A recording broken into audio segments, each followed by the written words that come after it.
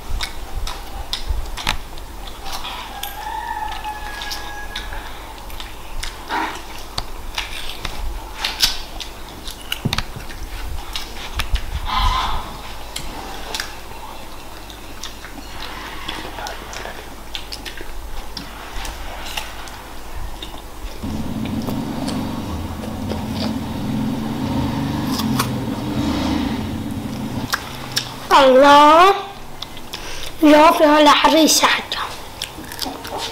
أما لو أبوي يجيب لنا منها كل يوم.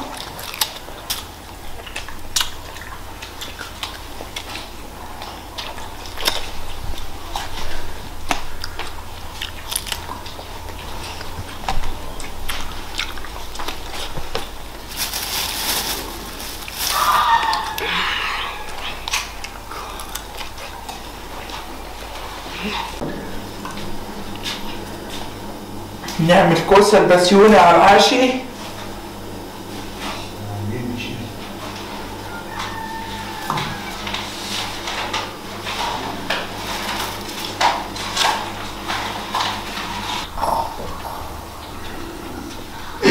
يا نهار اسود، من فين الجواب؟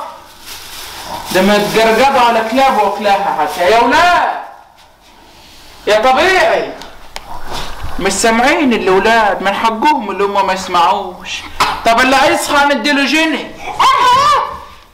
شوف هني جني اللي عامل خازوق بحس بيه. اللي جاوب قال هم كانوا في 3 جوابات وكلناه ما عادش في غدا. طب وسبتوا لابوكم كده؟ كنت حتى تسيبوا 2 لابوك. نسينا نسينا برضو. بالله انا والشفي. انا ناخد الواحد طاق ويدهمك وميت مجهول يدخل ياكل لامه وينام. يا حبايبي ايه بس يوني؟ عامل ايه يا حبايبي؟ والله الحمد لله. الهزيل يقول لك حكايه مجهول. ماشي.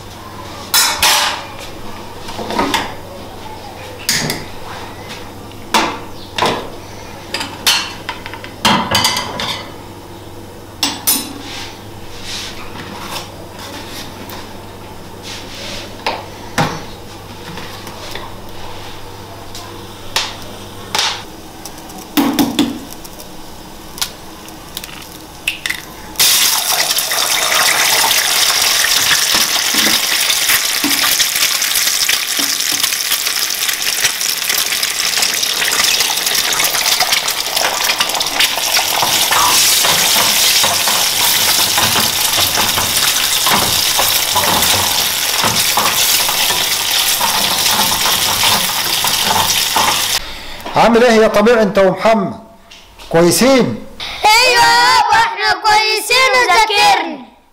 جدعان يا ولاد، انتوا عارفين ابوكم بيتعب قد ايه وبيعمل ايه عشان يعمل لكم مستقبلكم وعشان تبقوا رجاله. انا عايزكم تبقوا دكاتره، عايزكم تنفعوا ابوكم في الدنيا وفي الاخره.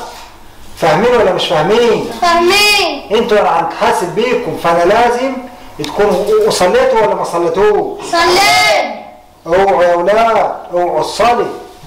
انا لازم اكون راعي مسؤول عن رعيتي، انا عايزكم تبقوا كويسين. هذا يا بسيوني. ماشي تسلمي ايدي. تعالوا اتفضلي يا ولاد، تعالوا كلوا. لا شبعانين. ايه؟ شبعانين. شبعانين؟ غنيتيهم ولا ايه؟ والله اتغدى يا بسيوني. طيب بالعافيه والشفا. بسم الله الرحمن الرحيم.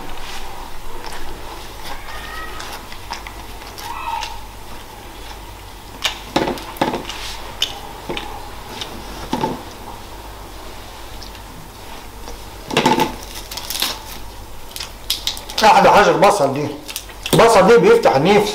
ايه رايك يا بسيوني؟ بالهنا والشفا. بس انت عارفه كده البصل دلوقتي ب 30 جنيه.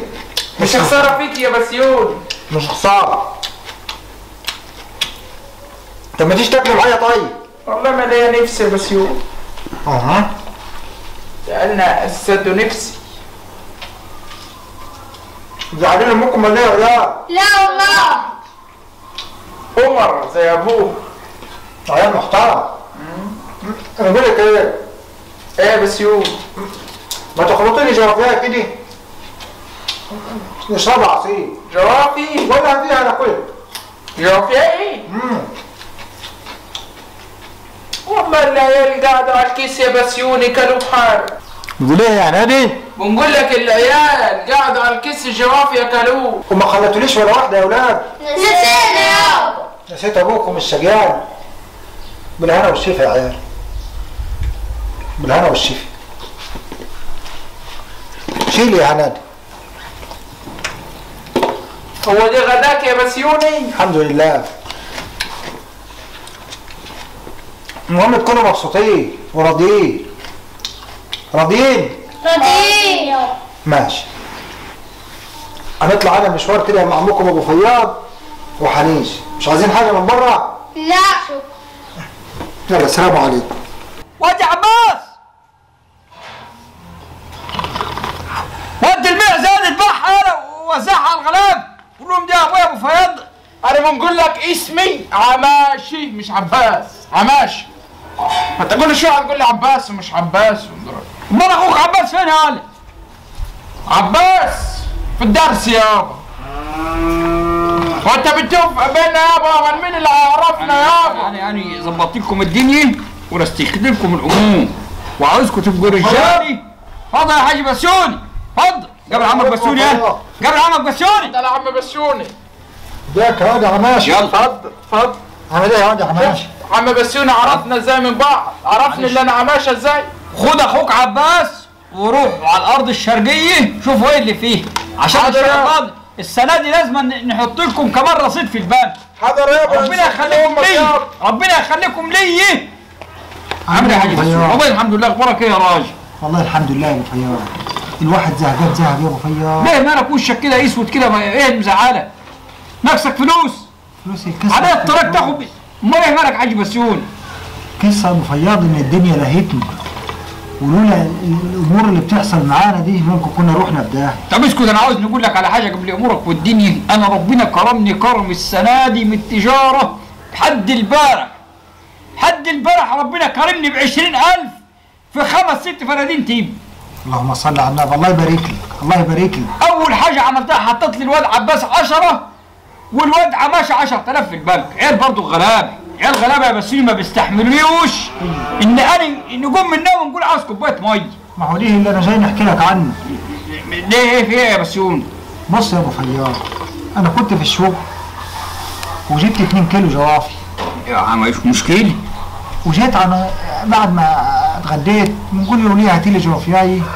قالت لي مفيش. ازاي؟ لقيت لي عيال كلوه. العيال كلوهم ونسوني يا ابو فياض. العيال كلوهم ونسوني يا ابو فياض. والعيال طالما نسوني في الدنيا يبقى اكيد هينسوني بعد ما مات يا ابو فياض. حول الله يا رب. ليه كده بس يا بسيوني؟ والله يبقى هينسوني بعد ما مات. اصل طالما العيال ما افتكروش ابوهم في الدنيا هيفتكروه بعد ما يموت. لا ما هيفتكروه. فانا يا ابو فياض العيال دي وعيتني الحاجه انا كنت غفلان عنها قوي. كل لك شدة معسل. لا ماليش فيه، كنت غفلان عنها قوي يا ابو فياض. ايه هي؟ انا متمنى من ربنا بس ان يطول في عمري اليوم الحد الجاي. اشمعنى يعني اليوم الحد الجاي؟ عبال ما البنك يفتح ونسحب الرصيد اللي كنت بنحوشه لهم في البنك ونعمل بيه خير، نجيب كونتين، نعمل حاجه للجامعه، نحط حاجه في الطريق. الحاجه دي هي اللي هتنفعني لاخرتي. ابني ممكن ما ينفعنيش، ابني نساني وانا حي، نساني في اقل حاجه وهي ممكن جوفيايه كان كانوا ساب واحده لابوه. فهم هيفتكروني بعد ما نموت يا ابو فياض.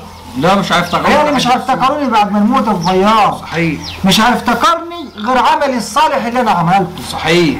فلازم يا ابو فياض انا وانت واي واحد يعمل خير ويكون سباق للخير، يعمل حاجه لحد غلبان، يعمل كولدير، يحط فلوس في طريق، في جامع، في دار ايتام، المهم يعمل خير. صحيح. يعمل صدقه جاريه، هي دي اللي هتكون له في الدنيا وفي الاخره كمان. الله يفتح عليك يا حاج يا ابو بسيوني، فياض، الله يفتح عليك. ومهما عملني ابنك هينساك، ولو ما انساكش وهو صغير، مع انهم نسونا هم صغيرين، لما يتجوزوا هينسونا ويطلعوا في عيالهم برضه. صحيح. ايوه يا ابو فياض، فلازم تكون واعي للحركه دي.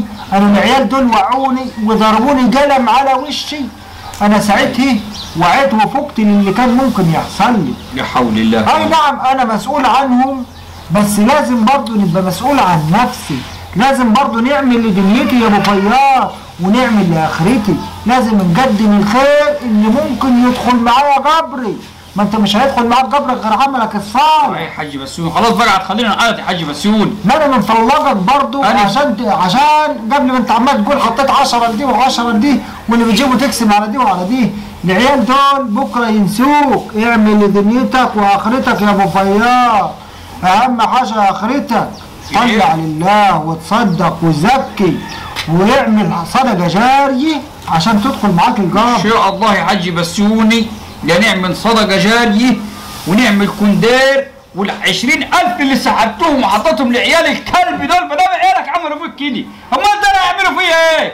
انا اخدهم ونوزعهم على الغلاب. شوف، مع ان فرق بين المخوه اللي عندي عيال طيبه والمخوه اللي عندك عيال ولاد 60 كلب، ولكن شوف ده عيال الطيبين نفسهم عملوا فيا ايه. والله يا عيال يا حاج بسيوني برضك ما نقدر نقصر في حقهم، العيال ما بيستخسروش فيا حاجه. ما تكسرش في حقهم، بس برضه تعمل لاخرتك يا ابو فياض. وانا دلوقتي ما نتمناش من ربنا غير ان نعيش من يوم الحد عشان نسحب الفلوس ونعمل بها خير بس. الله يديك الصحه. اليوم الحد واكل بصل ولا ايه؟ والله ولسه واكل بيض وبصل وزهقت وقلت نجيلك. ونصيحه يا جماعه، كل واحد لازم يعمل لاخرته، ما يقعدش يكنز ويشيل ويقول ليا ولعيالي. لازم يعمل صدقه جاريه وعمل صالح يدخل معاه قبره. كلامي صحيح ولا مش صحيح؟ يا ريت تحطوا لي في التعليقات وتقولوا كلام الحاج بسيوني صحيح ولا لا.